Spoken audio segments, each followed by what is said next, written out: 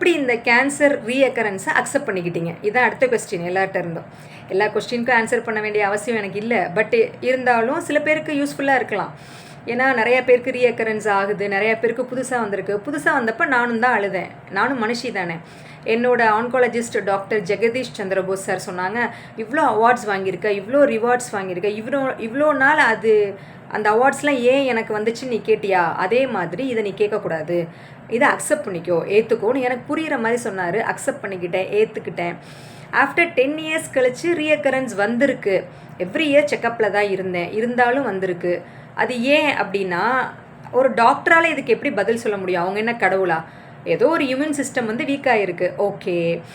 இது வந்து ஒரு ஜெனட்டிக்கல் ஆக்சிடெண்ட் அப்படிங்கிறத உணர்ந்துக்கங்க. வேணால் நீங்கள் ஒரு ஜெனட்டிக் டெஸ்ட் எடுங்க, ஸோ தட் உங்களோட சந்ததியினரை நீங்கள் காப்பாற்றிக்கலாம்.